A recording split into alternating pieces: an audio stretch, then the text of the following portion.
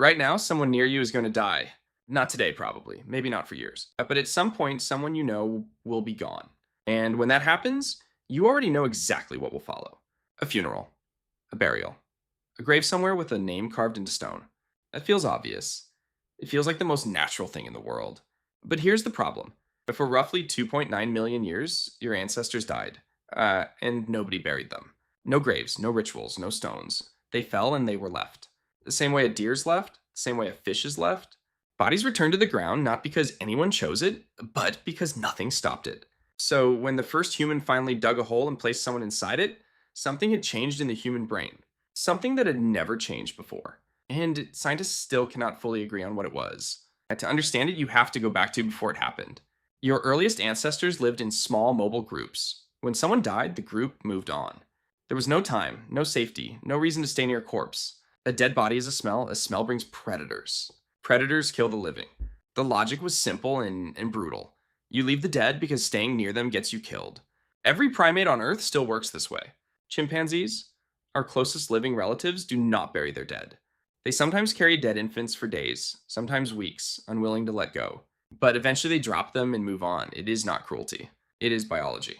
And then, approximately 100,000 years ago, something stopped working the way it always had. In a cave called Skull, in what is now Israel, archaeologists found the skeleton of a man. He was lying on his side in what looked like a sleeping position. His arms were folded, and in his hands, placed there deliberately, was the jawbone of a wild boar. Nobody put that there by accident. That burial is one of the oldest ever found. And the moment you look at it closely, the question stops being simple. Because it was not just a hole in the ground. Someone chose a position. Someone chose an object. Someone stood over that body and made a decision about what it meant.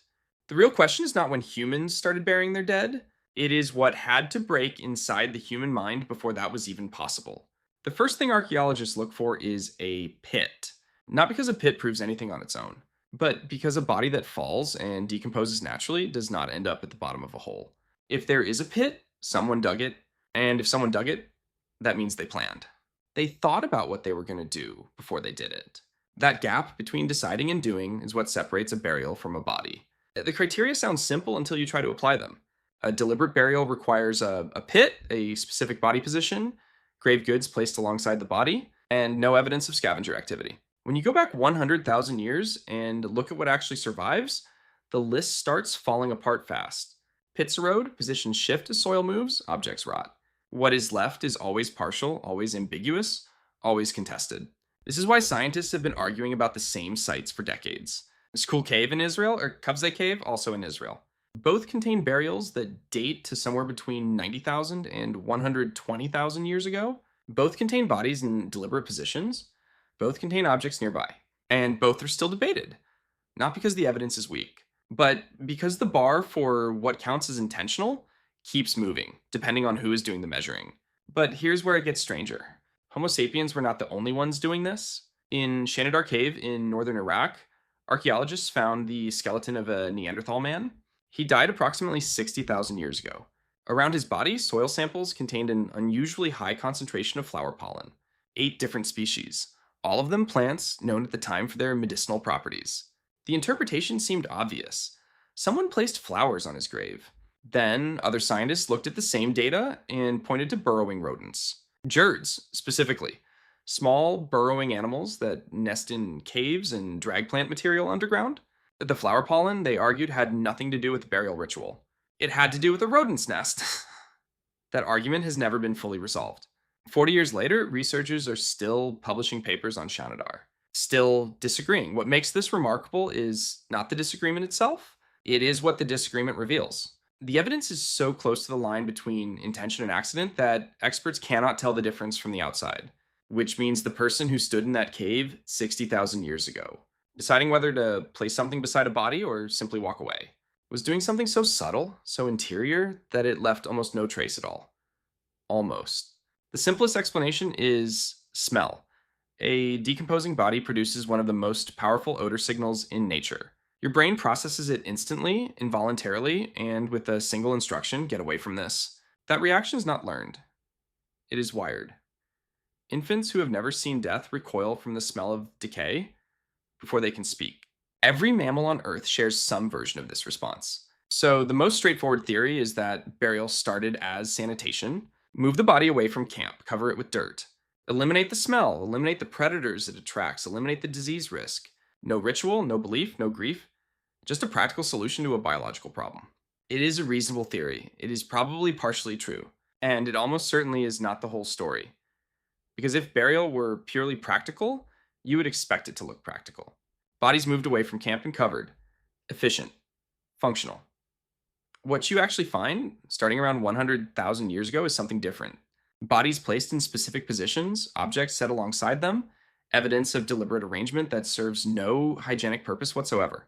Someone was not just solving a problem, someone was doing something that meant something. This is where the second theory begins. Around the same period that burials appear in the archaeological record, something else appears too. Ochre pigment used for body decoration, shell beads strung as jewelry, geometric engravings on rock. These are not tools, they are symbols. Objects that only make sense if the person making them understood that other people would see them and interpret them. That requires a specific kind of mind, or one that can hold an abstract idea and communicate it to someone else. Archaeologists call this behavioral modernity. And the leading theory is that burial did not cause it, but emerged from it. Once the human brain could think symbolically, once it could hold the concept of something that is not physically present, it could also hold the concept of a person who is gone, not just absent, gone. And that concept, genuinely understood for the first time, needed a response. Which brings the third theory, the one that is hardest to sit with. Some researchers believe that early burial was not driven by an understanding of death at all. It was driven by the opposite.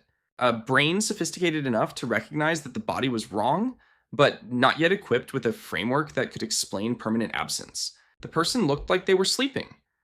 The most logical response to a mind without the concept of forever was to make them comfortable. Your brain still does this. Neuroscientists have shown that the human mind processes the concept of its own death differently from any other fact. It treats it as something happening to someone else. Not denial exactly. More like a blind spot that was never designed to close. The first burial may not have been an act of grief. It may have been an act of hope. Here is what no other animal has ever done.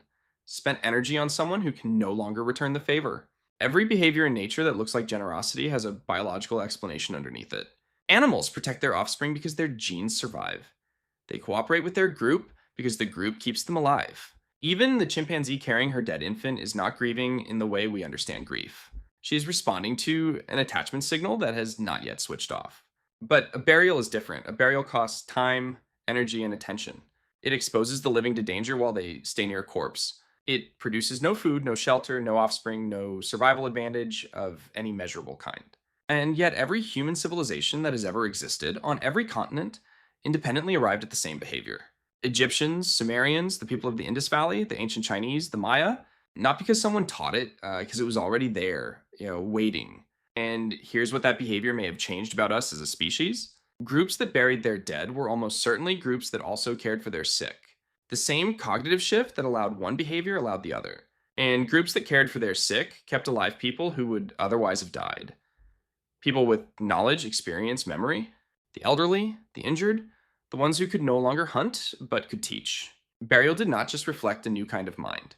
It may have helped build one. Every ritual you have ever participated in is a descendant of that first grave. A wedding, a graduation, a birthday, every moment humans stop and mark time. Assign meaning to a day that would otherwise pass like any other. Traces back to the same impulse. The first time a human decided that a moment was too important to let disappear without acknowledgement, they were standing over a body. The next time you're at a funeral and you do not know what to say, understand that nobody has ever known what to say. For 100,000 years, people have stood in that same silence, feeling the same thing, doing the same thing anyway. That is not a burial tradition. That is the oldest human tradition there is.